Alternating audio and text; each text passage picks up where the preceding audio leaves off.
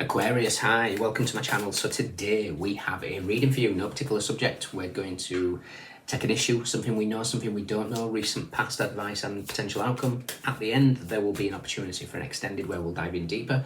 You can watch this for Aquarius, Sun, Moon, Rising, Venus, Mars, Mercury, North Node, or if any of those planets are currently transiting your 11th house, this could be for you.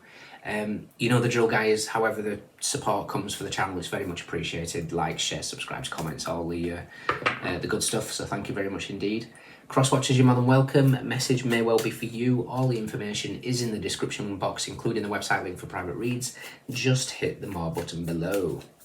Okay, Aquarius, what have we got going? Let's do one more. Okay. Aquarius, we have the Emperor. Wow. Power. Something is... Yeah, it's...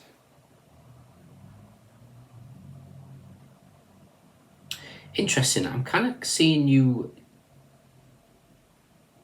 coming across maybe information. I'm staring at the scrolls that he's got. Now, normally you associate the scrolls with kind of like, you know, the High Priestess or the Hierophant. It's like you've got some sort of divine knowledge, and it's like, you know, the Emperor, if we look at it just as a masculine point of view, it's, in sacred geometry, would be the structure of a cube. And it's like something is tangible and being brought into reality. Not even pulling any more cards yet, and I kind of feel like you've got some sort of cosmic knowledge coming in, or like some hidden secrets of the universe, possibly. Who knows? What do we know? The Hierophant.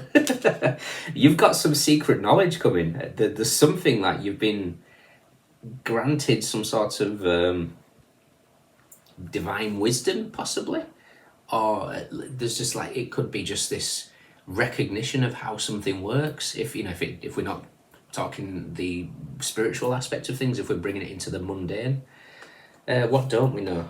Oh wow, 3 major arcanas already. Recent past.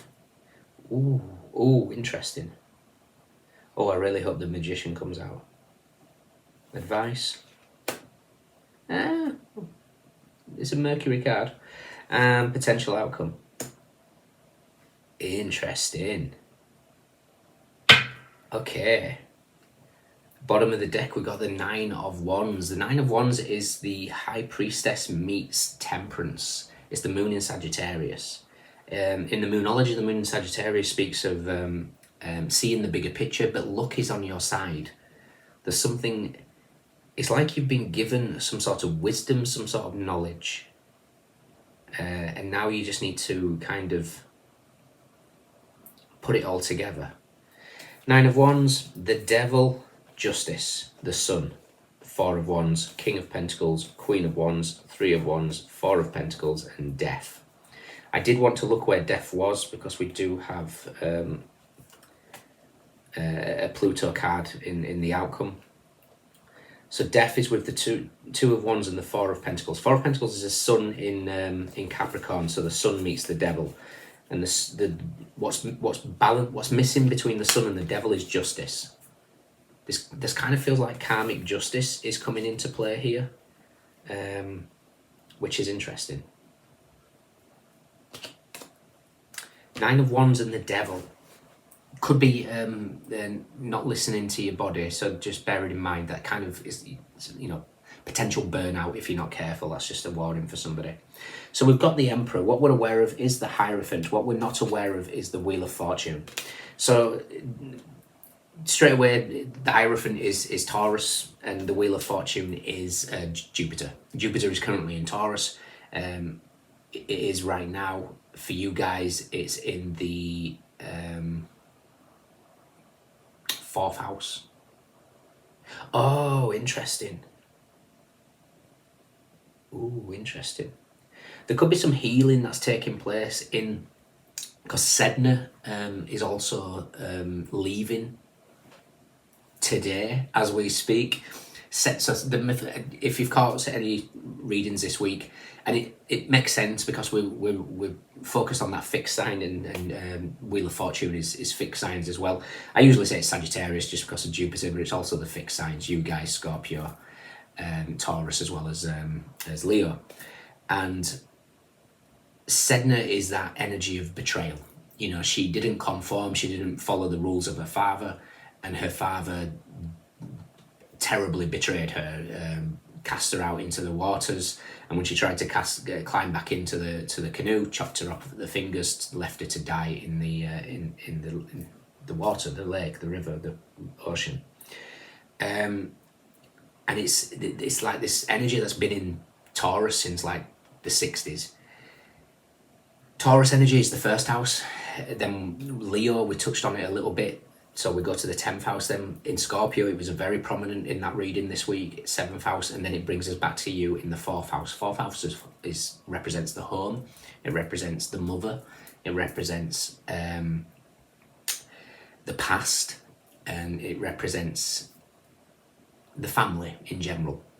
So any energies that's like felt betrayal, or things that just seems to be blocks, or just like, you know, you think you're getting through one aspect and you open the door and there's a brick wall.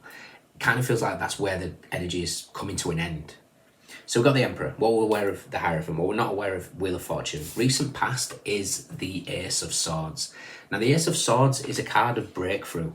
Something has happened. So there's a breakthrough of some kind. In the herbal astrology, it's Jingo Biloba, and it's something that's just penetrated. It's like this kind of clarity, dawn of a new mind. So you might have just had this kind of divine knowledge, like I said, like it could just be somebody just gives you that little wise words that just really hit home in some aspect. And it's like, it all makes sense now. Your advice moving forward is the Three of Cups. Now the Three of Cups is a card of, it's a card of reconciliation, but it's also sort of abundance and energy of celebration. It's Mercury in Cancer, so it's the Magician meets the Chariot. I believe you've been given divine knowledge here, or at least some sort of wisdom has been blessed upon you, and now it's about taking action on that wisdom. Three of Cups, like I said, Magician and the Chariot, when you actually peel them off separately, they both have one massive thing in common: willpower. Willpower to direct the knowledge that you've been gifted in whatever format that is, and using it now for the good. You know, you guys, you rule the humanitarian aspects. You know, you're naturally leaning towards the bigger picture. You're naturally leaning towards helping humanity. And especially with that moon in Sagittarius energy at the bottom of the deck, in the moonology, see the bigger picture. There's something about really zooming out here and looking at something for what it is. Your outcome is the Seven of Cups.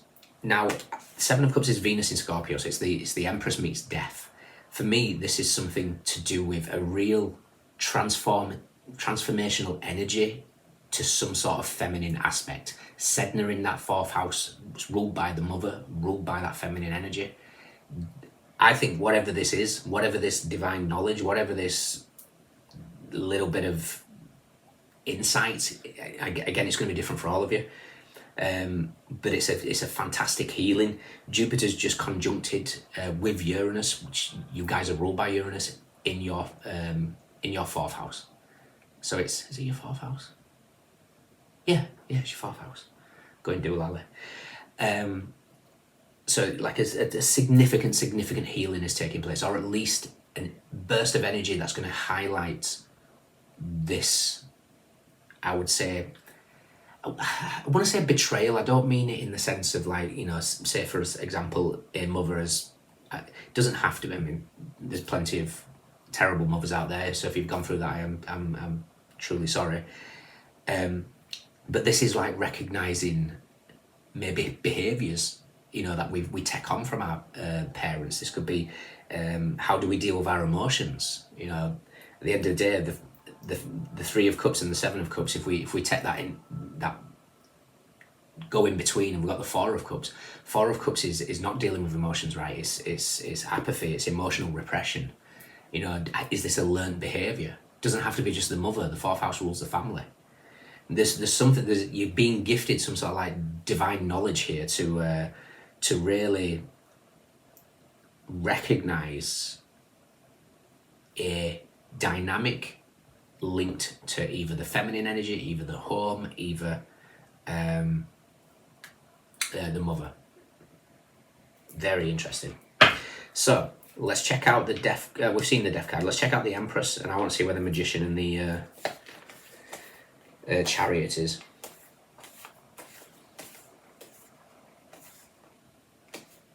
Yeah, so death is with the Four of Pentacles, so the Sun in Capricorn, the Sun highlights the Devil. That's something to do with justice. It feels like something is balancing out now. That recognition of whatever this is, it brings some sort of like karmic justice. Interesting.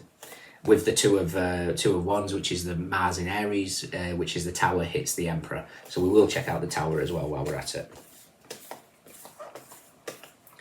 Tower is with the Page of Cups and the Six of Swords. Wow. There's some information. Maybe there's like some sort of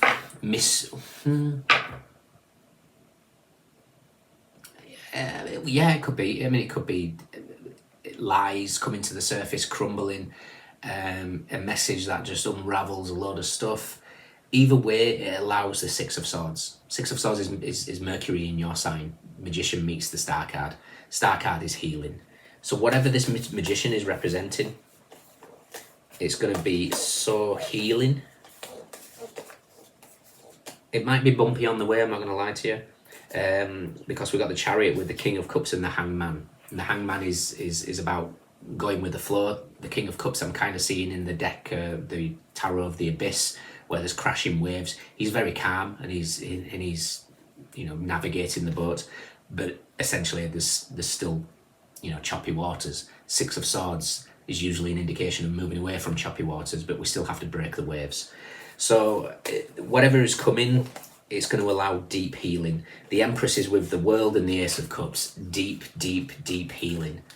Fantastic. We've got that Saturn energy of closing out a cycle with the World, and whatever comes is a wonderful energy of, yeah, healing. And interestingly, straight after, we've got that Seven of Swords, which is one of your cards. It's Moon in Aquarius. So the High Priestess meets the Star card this time. Very interesting.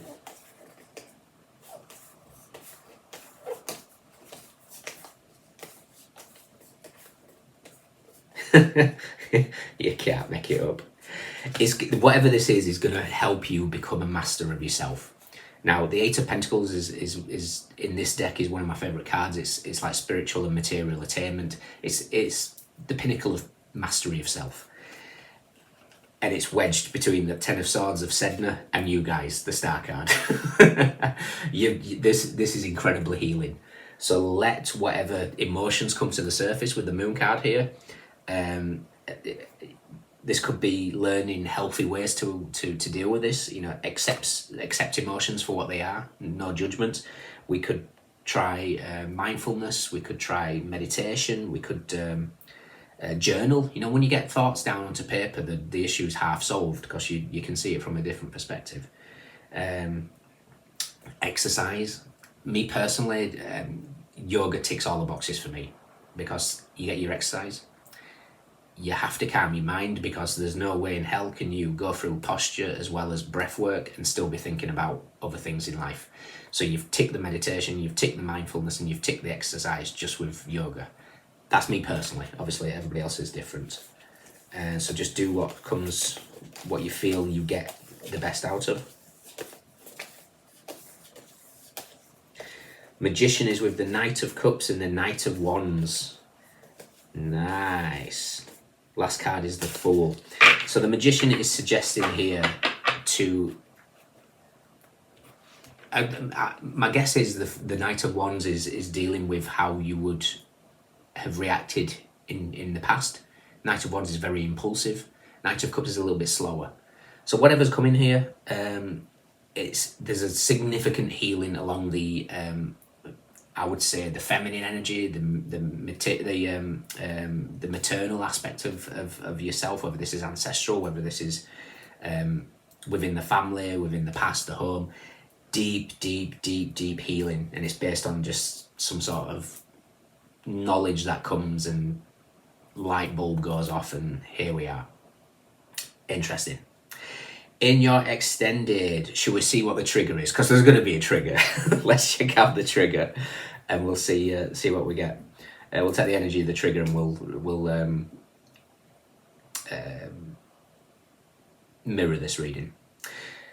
Aries, Taurus, Sagittarius, Mercury in Cancer, Venus in Scorpio, Moon in Sagittarius, Capricorn, Libra, Leo, Venus in Aries, Sun in Aries, Sun in Capricorn, Scorpio, Mars in Aries, Jupiter in Gemini,